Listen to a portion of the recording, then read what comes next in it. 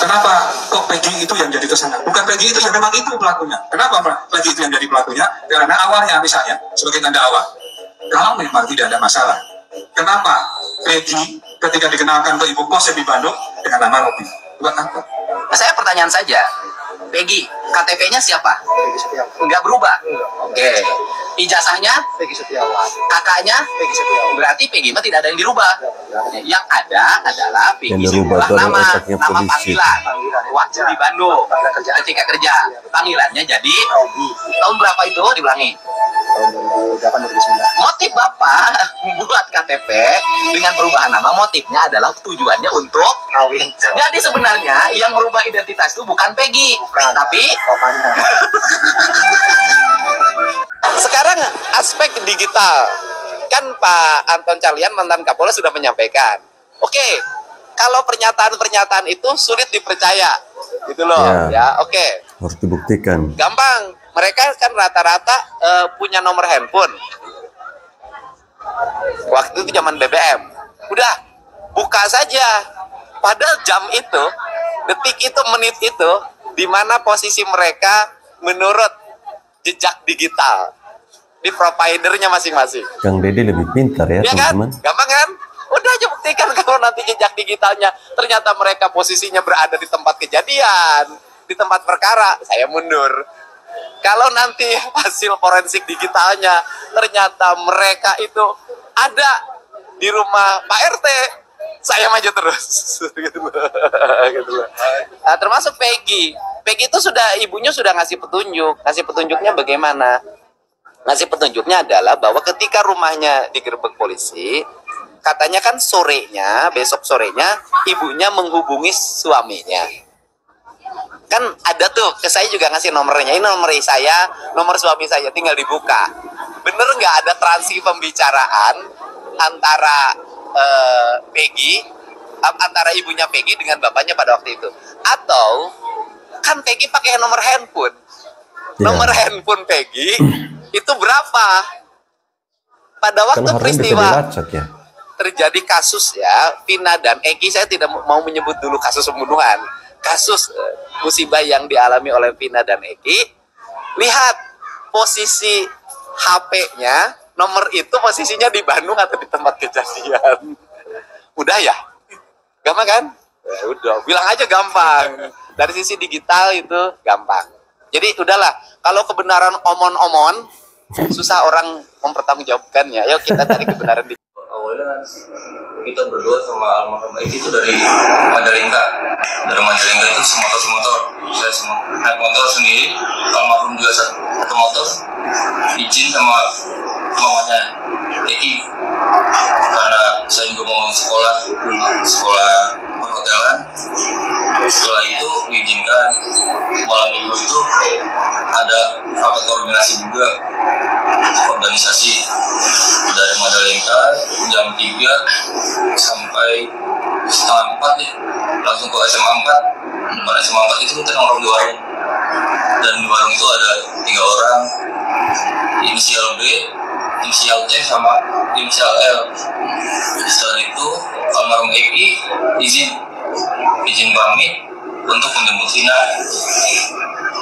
Keluar jam setengah 5 atau jam 5 gitu, saya lupa.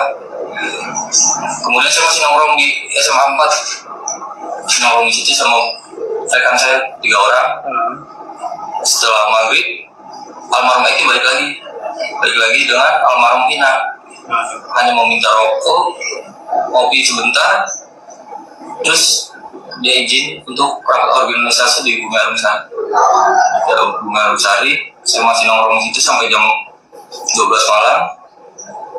Dikabarkan katanya almarhum Eki udah ada dari inisial T.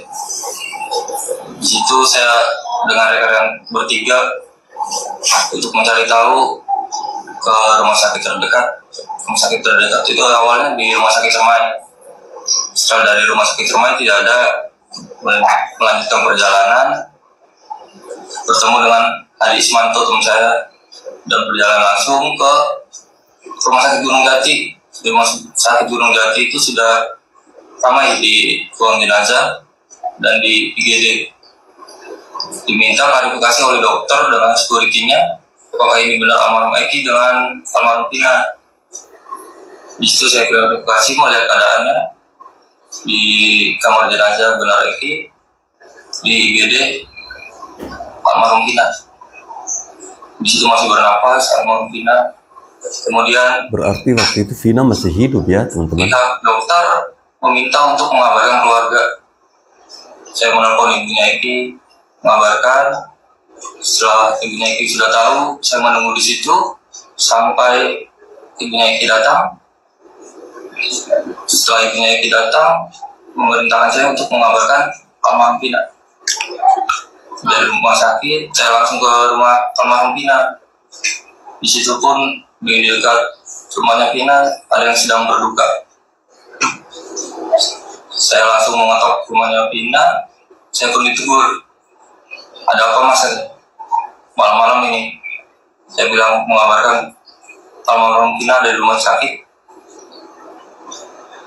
Kenapa katanya? Ya dari rumah sakit katanya. Saya nggak tega ngomongnya. Kemudian dari situ saya langsung balik lagi ke rumah sakit. Ketemu Rudiana di sana. Ada bapaknya. Sejak awal ke rumah sakit. Sejak awal dari rumah sakit itu belum ada, kemudian ada. Berarti datangnya kedua kali ke rumah sakit sudah ada Rudiana di situ. Sempat komunikasi dengan Rudiana di situ. Sempat karena menanyakan tadi sama kamu nggak gitu. Saya cuma bilang nggak bareng pak.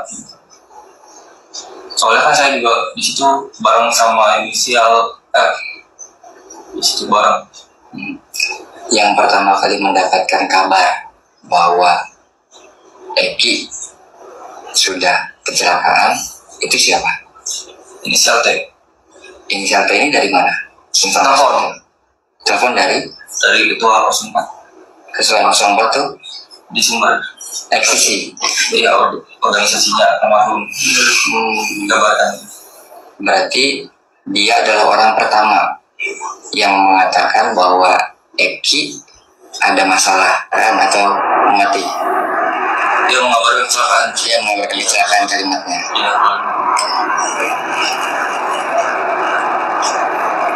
Terus setelah itu Setelah itu dari rumah sakit jenazah saya menunggu pagi. oh iya sebentar mohon maaf, itu namanya siapa?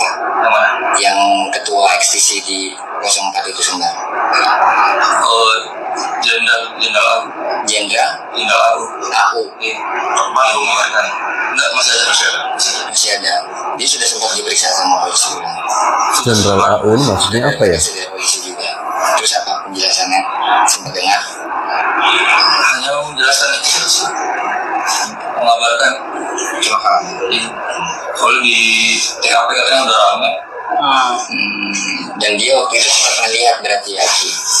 Datang ke TKP nggak? TKP si Nggak tahu tuh. ini. TKP apa enggak? Soalnya kan tersebar luas sekarang posnya di BBM. Dari stasiun BBM tersebar luas. Mas Liga saat itu kan bertemu dengan Vina. Nah, Liga kan pasti hafal nih busana yang dipakai si almarhum Eki dan Vina. Seperti apa yang terakhir dipakai di rumah sakit? Almarhum Eki itu menggunakan baju panjang warna hitam. kaos. Seingat saya. Kaos ya? Iya kaos. Bukan kemeja bukan? Bukan. Celana jeans dengan sepatu, helm kayak roket berwarna merah putih. Almarhum Vina menggunakan atribut apa? atribut ekstisi, Jaket ya? jaket, Terus memakaikan rok ini warna hitam. Ya teman-teman, itu tadi adalah cerita dari Liga Akbar bagaimana soal peristiwa Vina Cirebon ketika dia berada di rumah sakit ya, di mana dia mengetahui dari temannya Eki yang menginformasikan bahwa Eki dan Vina ini ada kecelakaan. Assalamualaikum warahmatullahi wabarakatuh. Salam salve, Om Swastiastu, Namo Buddhaya, salam kebajikan, salam waras. Teman-teman, jumpa lagi bersama saya di Freddy Kako Channel. Sebelum menonton video ini, jangan lupa untuk subscribe dan nyalakan tombol loncengnya, agar teman-teman bisa mendapatkan notifikasi bila ada video baru yang masuk. Oke, saya merespon sebuah pernyataan dari Pak Polisi tadi ya di video pertama. Alasan mereka menangkap dan menduga bahwa Peggy Setiawan ini adalah pelaku pembunuhan Vina dan Eki adalah karena mereka mendapatkan informasi ketika Peggy Setiawan kuli bangunan saat berada di Bandung, dia menggunakan nama samaran Robi. Pertanyaan saya, apakah salah kalau kita di sebuah tanah rantau itu menggunakan nama samaran? Saya kira tidak ada salah ya. Kok jadi lucu ya? Hanya karena gara-gara si Peggy Setiawan kuli bangunan mengganti nama panggilannya dengan Robi, lalu polisi seenaknya mereka kemudian menduga bahwa Peggy Setiawan kuli bangunan ini adalah pelaku utamanya. Ya, pernyataan itu kemudian langsung dibantah oleh ayahnya Eki yang teman-teman saksikan pada video di mana ada wawancara Kang Deddy Mulyadi bersama bapaknya Eki. Ya, alasan Peggy Setiawan merubah namanya ketika itu hanya karena semata-mata bapaknya ingin menikah lagi ya. Jadi sesungguhnya yang merubah nama Peggy Setiawan itu bukan Peggy Setiawan kuli bangunan ya, tetapi ayahnya si Peggy. Dan rubah itu bukan semua kartu keluarga atau KTP, tidak. Hanya nama panggilan. Bahkan nama di kartu keluarga, nama di KTP-nya itu tetap Peggy Setiawan. Apakah sekonyol ini aparat kepolisian menunjukkan sebuah bukti, ya, menunjukkan sebuah barang bukti bahwa sesungguhnya ini adalah bukti Peggy Setiawan ini adalah pelaku. Kemarin mereka katakan bahwa ada foto di tahun 2016, ya. Kita sebagai orang awam, ya, orang bodoh, orang goblok sekalipun ya, mereka tahu kalau namanya kasus pembunuhan itu barang buktinya bukan fotokopi KTP, bukan fotokopi ijazah, ya, bukan pula foto studio, bukan pula karena ganti nama dari Peggy menjadi Robi. Ini semakin lucu. Ada sebuah ramalan yang mengatakan bahwa di tahun 2024 akan ada banyak bintang-bintang yang berjatuhan. Apakah maksud dari sebuah ramalan itu adalah peristiwanya Vina Cirebon ini? Teman-teman pernah melihat suatu ketika di saat Bapak Listio Sigit Prabowo membacakan mandat yang diberikan oleh Presiden Jokowi, dia memegang secari kertas itu dengan tangan yang bergetar. Itu kenapa? Sampai-sampai seorang Kapolri membacakan naskah itu dengan tangan yang bergetar. Karena lawan yang akan dihadapi oleh Kapolri itu bukan main-main. Ya. Lawan yang dihadapi oleh Kapolri adalah lawan yang sangat berat. Ya. Jadi itulah alasan kenapa Kapolri sendiri saja gemetar membaca perintah dari Presiden Jokowi untuk segera menuntaskan kasus peristiwa pembunuhan Vina Cirebon. Tadi sore kebetulan kami merilis update. Oke ya, Assalamualaikum warahmatullahi wabarakatuh. Waalaikumsalam. Salam budaya, sejahtera untuk kita semuanya. Amin. Semoga dalam lindungan Tuhan Yang Maha Esa Amin. tidak ada kekurangan satu apapun. Amin, amin, amin, amin. Oke, sebelumnya untuk Bapak Jenderal ya, mohon maaf juga Anda saya skip dulu ya. Kalau tadi Anda menjelaskan berbagai macam barang bukti ya, termasuk video, foto dan lain sebagainya. Itu hak Anda ya, selaku yang ditugaskan untuk mencari fakta atau barang bukti lah ya. Dan ini sedikit ada yang mau saya sampaikan Pak ya, unek-unek, tapi sebelumnya mohon maaf sekiranya ada berkata yang kurang sopan ya. Ini unek-unek dari saya pribadi terutama Pak ya. Kan tadi jenengan bilang ya, kalau ada yang membela dari pihak tersangka itu hak mereka, oke, saya terima. Tapi di sini saya selaku warga sipil Pak ya, nah, selaku masyarakat awam, saya tidak berpihak sama Peggy atau sama siapa, tapi saya berpihak sama hati nurani saya. Ya, berpihak pada hati nuraninya hati sendiri. Nurani saya gimana? Saya hanya merasa miris Pak ya. Kenapa Bang? Ternyata di Indonesia ini sosok penegak hukum itu sama sekali belum hadir Pak di masyarakat ya, terutama yang golongan lemah, golongan miskin, golongan yang nggak punya pengaruh itu belum ada, belum hadir dan belum lahir ya teman-teman. Itu saja ya. Kenapa saya belum katakan belum lahir? Sudah nggak rahasia lagi Pak ya, bukan rahasia lagi dan sudah menjadi rahasia umum ya. Hukum, keadilan, kemenangan itu hanya bisa dimiliki oleh mereka yang punya jabatan tinggi dan juga punya cuan, kuasa, punya pengaruh, punya uang atau duit banyak. Itu bisa membeli keadilan dan membeli hukum walaupun dia salah, walaupun dia bertindak ya melanggar hukum, baik itu hukum negara maupun hukum agama ya, itu ya. Maka di sini Pak, saya sebagai masyarakat awam, saya tidak berpihak kepada Peggy atau Peggy yang lain. Cuma harapan saya cukup Peggy yang ini saja yang terakhir untuk di negeri Indonesia. Ya, jangan sampai ada Peggy yang lain. Sudah banyak Pak kasus-kasus yang rumit bulat ya, yang dijadikan korban hanyalah warga sipil yang tak tahu apa-apa dan tak berdosa. Harapan ke satu dan yang saya sampaikan cuma satu Pak, kita itu manusia diciptakan dari tanah ya, yang hanya dititipi nyawa. Betul. Kita kalau ditinggal nyawa hanyalah seekor ya, hanyalah bangkai yang tak berguna ya. Maka selagi dititipi nyawa ya, saya yakin di Indonesia ini semua punya agama ya, pasti saya yakin di Indonesia ini percaya adanya Tuhan dan hukum akhirat ya. Kalau masih takut akhirat ya, takut pengadilan akhirat, jadilah penegak hukum, itu saja ya. Jadilah penegak hukum ya, saya ulangi lagi, jadilah penegak hukum, bukan sutradara hukum, bukan ya pengelola hukum.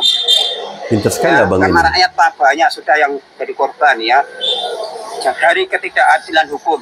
Nggak usah saya sebutkan satu persatu, banyak ya, mulai dari yang kelas ya, kelas ecek-ecek sampai kelas berat sudah ada ya.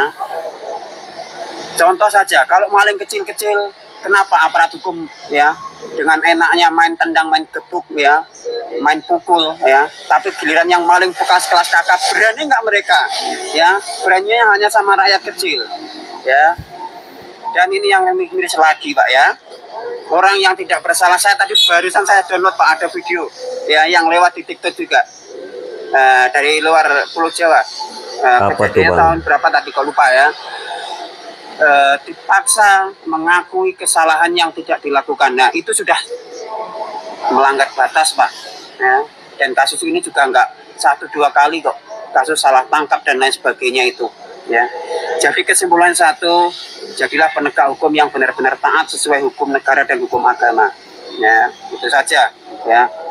Kalau Anda selaku petugas ya menjalankan tugas, itu hak Anda, mau pakai bukti barang berupa sandal kah ya, topi kah, sepatu kah, itu hak Anda ya. Tapi saya selaku masyarakat sipil hanya berpesan Pak, berdirilah sebagai penegak hukum, bukan sutradara hukum atau pengelola hukum.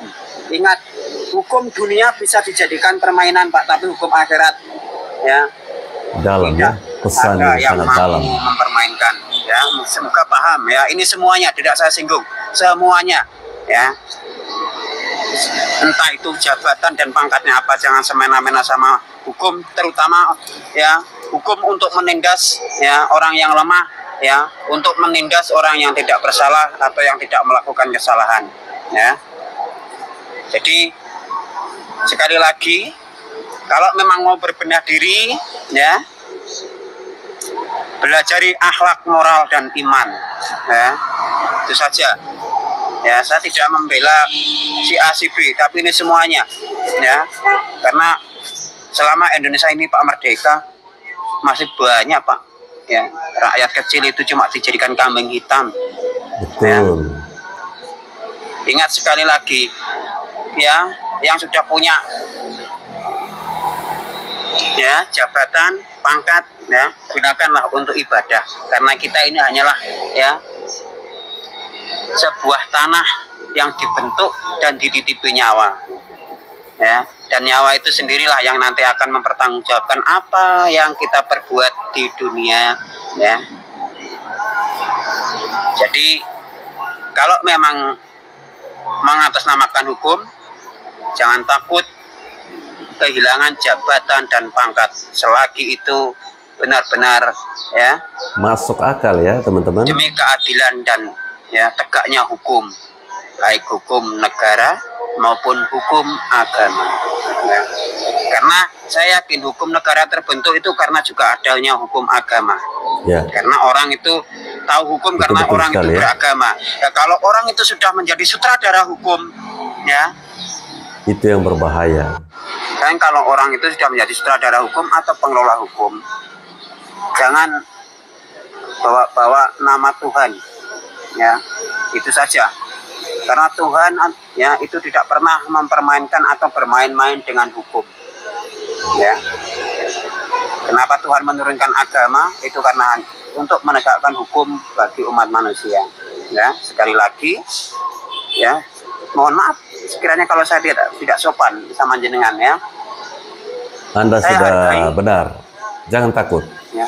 Saya dengan hargai, mereka tidak perlu sopan karena Anda seorang petugas. Tapi ingat, bertugas ya tugaslah yang jujur, ya bertugaslah sesuai amanat undang-undang yang berlaku, ya amanat yang benar-benar sesuai dengan peraturan yang ada, ya. Oke, kurang lebihnya seperti itu. Mohon maaf Pak Jenderal, ya bila kurang sopan, ya tutur kata saya. Ini hanyalah unek-unek dari masyarakat atau rakyat sipil yang lemah, ya. Ingat pesanku, ya ingat saja, kita itu hanya sebuah tanah yang dititipi nyawa, dan nyawa itu pun akan diminta pertanggungjawabkan apa yang telah kita perbuat di dunia, ya. Jadi apapun pangkat dan jabatan, ya atau umur kita, gunakan untuk kebaikan demi apa? Demi kita sendiri kelak di akhirat, ya. Jadi bagi yang menginjakkan diri atau kakinya di yang namanya lembaga hukum, jadilah penegak hukum. Sekali lagi, jangan jadi sutradara hukum, jangan jadi pengelola hukum, gitu ya. Sutradara hukum, hukumnya sangat berat, beda sama penegak Pak, ya. Itu kalau orang benar-benar percaya sama hukum Tuhan, ya karena kita hidup itu nggak abadi, ya. Semoga kasus ini segera menemukan titik terang. Dan hanya satu harapanku, ya kita harus sadar kita itu hidup cuma sementara. Toh kalau kita semena-mena demi ambisi kita di dunia, harta benda nggak kita bawa, jabatan tidak berpengaruh di hadapan malaikat munkar dan nakir. Gitu, ya. Assalamualaikum warahmatullahi wabarakatuh. Waalaikumsalam abangku. Ya teman-teman, sebuah pesan penting yang disampaikan oleh abang kita yang satu ini, bahwa ketika Anda menjabat sebagai seorang penegak hukum, jadilah penegak hukum yang baik. Jangan Anda menjadi seorang sutradara hukum, karena itu sangat berbahaya. Ketika Anda berperan sebagai sutradara hukum, maka Anda akan bebas mengatur seenak udel Anda. Ya, memang sebuah fakta yang disampaikan oleh abang ini bahwa ketika seorang maling mencuri ayam, langsung diinjak-injak, langsung ditendang-tendang oleh aparat kepolisian. Tapi para pejabat yang mencuri uang negara, ratusan miliar, ratusan triliun, bahkan masih sempat tertawa, aparat kepolisian hanya diam-diam saja. Bahkan mereka diberikan baju. Bajunya warnanya sangat keren. Ya, warna orange lagi. Bahkan ada yang warna pink lagi.